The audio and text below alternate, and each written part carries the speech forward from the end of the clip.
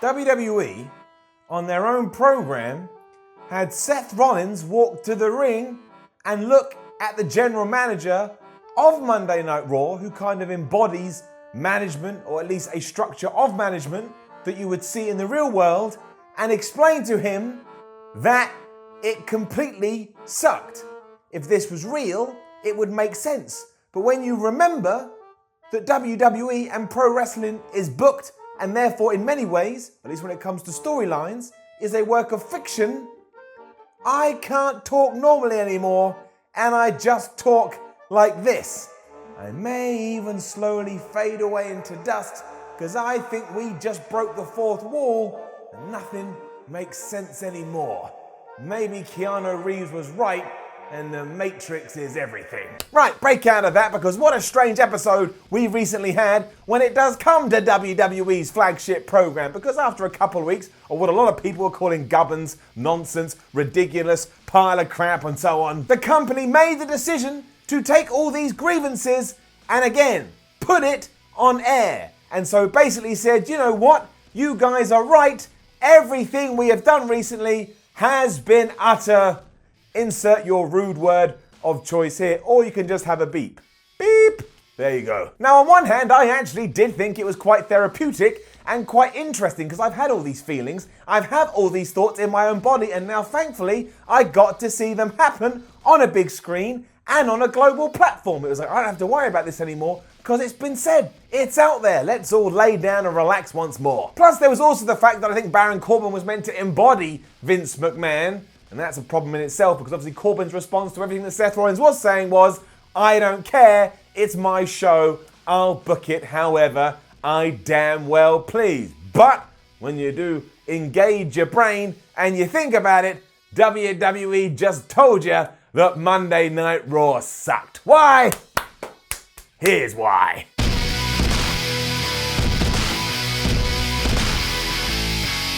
Let's start by reading a transcript of what actually Seth Rollins said, so there's no room for confusion. I have it right here on my phone, and here is exactly what the man who likes to burn things down said. Under your leadership, he's talking to Baron Corbin obviously, Monday Night Raw has sucked, and it sucked because of you. Bit mean, Mrs. Corbin wouldn't appreciate that. You come out here every single week and you make everything about you. You exert your power, you end people's careers.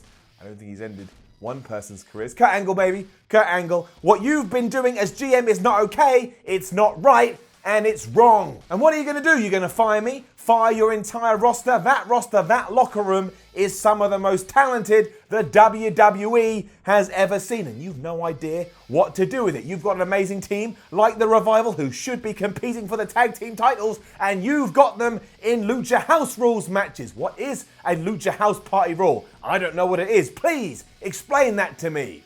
Well, Seth, it's when, if you're in the Lucha House Party group, the stable, all three of you can be in a match, and that's okay. No matter who you're facing, 2, 3, doesn't matter, you'll always have 3. And if you do fire everyone, then what? Is it going to be you, Lashley and McIntyre out here for 3 hours, just patting each other on the back? Again, they've been doing that anyway for the last 6 weeks, so it doesn't matter whether you fire your entire roster or not, that's still the booking that we've had. Yeah, that's really going to send ratings through the roof. Or how about we have more segments with urination in, huh? Ha ha ha. So funny, so cutting edge. Every decision you've made is to mask your insecurities, Corbin. Then we shift on a bit, and then Brock Lesnar, a guy who only shows up to Raw when he wants to show up. The problem with that, Corbin, is he never wants to show up. Where is he? Minnesota or Canada. That's where he lives. Where is your Universal Champion? Exactly, he's not here because he doesn't want to be here. Do you know the last time Brock Lesnar competed in a match on Monday Night Raw? Let's get back in the way back machine. All the way to 2002, 16 years since Brock Lesnar has been on a match on Raw. That's a bit of weird grammar there, Seth, and you did actually say on a match. I checked, but hey ho, that's what he proclaimed. Also, don't need these aren't real. These are fake glasses. Don't know why I did that. It was a waste of your time, it was a waste of my time. I just thought it would be funny. I continue to wear them. Anyway, the point is right there, looking at you, in the eye. If I had just said those words at the start of this video and I never mentioned to you they came from Seth Rollins, you would have just believed everything that I was saying because we've seen it time and time again. We've seen it on here, on WhatCulture Wrestling. We've seen it on Reddit. We've seen it on social media. We've seen it on internet forums around the damn world. A lot of the audience does think this. They are mad about the use of the roster. They are upset about how the Revival gets treated. They're pissed off that Brock Lesnar never shows up. And here we had the dude that everybody loves, the workhorse of the WWE, Seth Rollins, acting as almost a surrogate for the WWE Universe and just putting it all out there. In many ways, best thing ever. In other ways, just again, the weirdest you could come up with because it just underlines, well, all these fans were saying that we suck. And you know what? We've looked at it. We've seen the ratings plummet. We do suck. Our plan is to walk out there and tell everyone, yeah, we suck. We don't know what we're doing. What a bunch of fools. And if you don't follow all the behind the scenes or rating stuff and you didn't know all of this, it's just been brought to your attention. So your very first thought would be, well, I guess this stuff sucks. I didn't realise. Maybe I should go watch something else. And if we do take the latter part of that reasoning for a second, then yeah, you can actually start making the argument that potentially WWE is acting a lot like WCW because not only are they breaking the fourth wall, but they're breaking fourth wall to admit their own failings. The only thing that was missing was some kind of match which didn't add up when you compare it to the rules of pro wrestling. And then, yep, after this segment, we got a tag team title match where Chad Gable and Bobby Roode were taking on the Authors of Pain in a tag team title match, which usually means 2-on-2, but Drake Maverick had just been thrown in there as well. And also, bring another also in there, because in the episode previous to this, we were told that Gable and Roode had screwed up their chance to become the number one contenders, and then it just happened anyway. So more for you for obeying the story. You're an idiot. You should have just taken it for what it was. And of course, WCW did that kind of thing week in and week out. So it's not like WWE is in any major trouble. And also, they don't have any competition and have TV deals that are going to ensure they are financially viable for many years to come. So it's not the same. There's just a few sprinkles of seeds where you're allowed to go, wait a minute. So it does leave us with the question about why WWE did this. Why did they want us to come away with the feeling that they understand that the last fortnight of Raws absolutely suck? And again, we'll touch on it once more. It could be because Vince McMahon wanted to get his own thoughts out there, which were, I don't give two hoots what you think, it's my show, I'll book it however I damn well please. And he can do it. It is his show. He's right, he's worth loads of money. And if he wants to, have a Muppet come out there and just talk to us for 3 hours, he absolutely can. But he does do that because the Muppet's Baron Corbin. I'm sorry, that just came into my head now. It's just a joke. I was thinking about Kermit, but then I thought, move on. On the other hand, though, and I'm going to be very positive here, which I want to do, it could be WWE drawing a line in the sand and understanding that they do need to do better. Address the elephant in the room so you can cleanse your sins and look forward and start afresh with exciting ideas and storylines that actually make sense. Or it may just be an interesting idea that popped into somebody's head and they realised they had Seth Rollins on their books and he could absolutely pull it off, which he did. He mastered it as one of his best promos for ages. And again, personally, I did enjoy it because they were having the discussion that we usually do week in, week out, but they were having it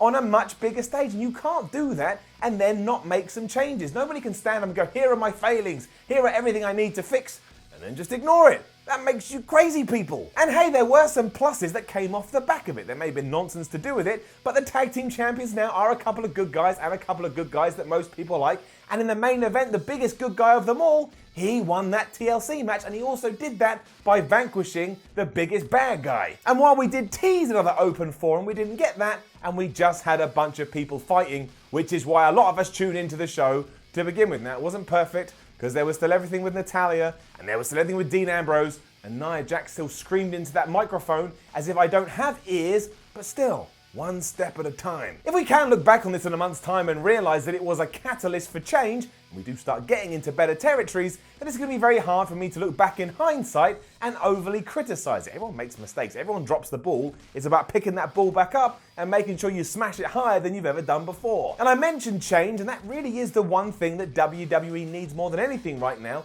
to get out of this progressive state of the status quo. And look, you've got Lars Sullivan coming up. I've seen his videos. You're pushing him down my throat. Give him the Goldberg treatment and have him run through everybody. I don't even care. That would feel fresh. That would feel exciting. And it means I can get behind Sullivan and go, I know he had a past in NXT, but look, he's come up to the main roster and he's clearly a badass. We can do that. You don't always have to pay your dues when you arrive on the red or blue brand. I know that he's done that down in developmental. You can't not see what happened though, and that was the decision of WWE to have their number one babyface stroll down to the ring, take a microphone in his hand, and tell us that you didn't get it wrong. there was a bunch of ludicrousness recently, and yeah, it sucked. I'm not buying into this bizarre spin some people have where, well, Seth only talked about the other good guys, so it doesn't matter. No, he doesn't. He mentioned the Revival. They're bad guys. He took a shot at Lucha House Party. They're like super faces. This was a direct reaction to everything we've been through throughout December. If nothing else, you can't get much lower than we are now, so you may as well start having some fun with all of this. Let's say that the Raw rating does sink into the ones or below 2.0, much like SmackDown did recently. So what? It's already too low, and while it would be even worse if it went lower, it's already bad now. So take some risks, do something different, see what happens. You don't need more evidence that things aren't working. You've already got the evidence. Now it's time to pull it out your ass and fix things. Although people like me will probably still find things to enjoy anyway, because that's what I do. I'm a smart guy. I wear glasses. Now don't forget to leave a comment below and let us know what you thought about Raw, all this stuff to do with it sucking, and whether it's going to change anything going forward. Like, share and subscribe. Head on over to WhatCulture.com and read yourself some articles. Follow WhatCulture on Twitter at WhatCulture WWE. And you're already on WhatCulture Wrestling. You've stopped by. I appreciate it. Why not go and have a little watch of some more videos? My name is Simon from WhatCulture. Thank you for watching the Y Series, the show where I bang my head and also don't stand here and tell you that it sucks. I don't think it does suck. I'm very proud of the Y Series, and long may it continue. Raw, on the other hand, I officially now know that does suck, because WWE told me. I've run that point home. Can't get away from it now. I'll see you soon. Violent energy.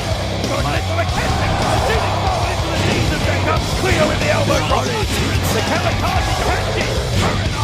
What a counter. And then they